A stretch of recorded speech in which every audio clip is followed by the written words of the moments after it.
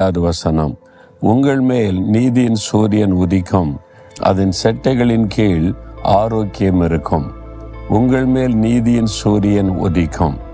அதாவது இருள் சூழ்ந்திருக்கிற உலகத்தில் காலையில் சூரியன் உதித்து வரும் பொழுது பாருங்க, இருள் எல்லாம் தானாக விலகி மக்கள் மத்தியில் ஒரு சந்தோஷம், மகிழ்ச்சி உண்டாகும்.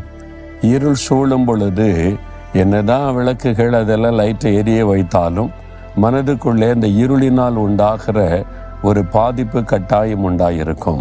ஆனால் வெளிச்சம் வந்தவுடனே அந்த பாதிப்பெல்லாம் மாறிவிடும்.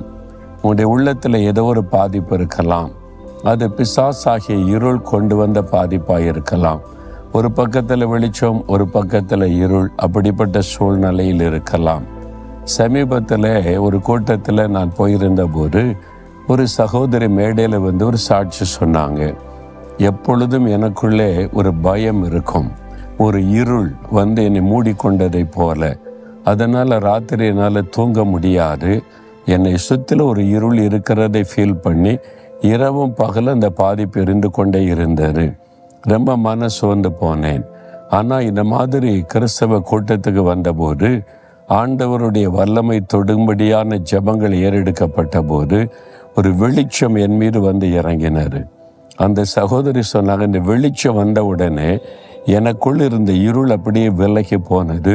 ஒரு பெரிய சந்தோஷம் வந்து விட்டார்.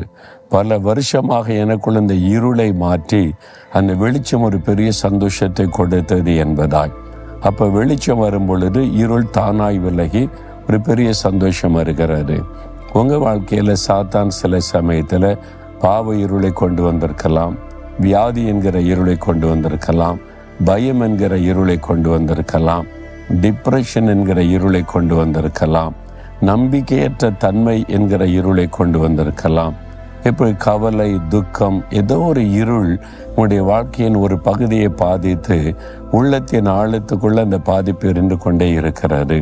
அது முழுமையாய் மாறணுமான ஒரே வழி நீதியின் சூரியன். யார் இந்த நீதியின் சூரியன்?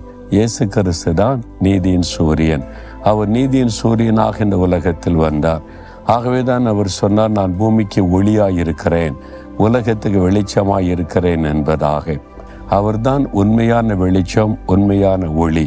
அவர் உங்களுடைய வாழ்க்கையில வந்துவிட்டால் இருள் தானாக விலகி போய்விடும். இந்த இருளை மாற்றுவதற்கு அவர் சிலுவையிலே தன்னை பலியாய் கொடுத்தார், தன்னுடைய இரத்தத்தை சிந்தினார், சாத்தானை அவர் ஜெயித்தார். அதனால அவர் உங்களுடைய வாழ்க்கையில வந்துட்டா இருள் எல்லாம் நீங்கும்.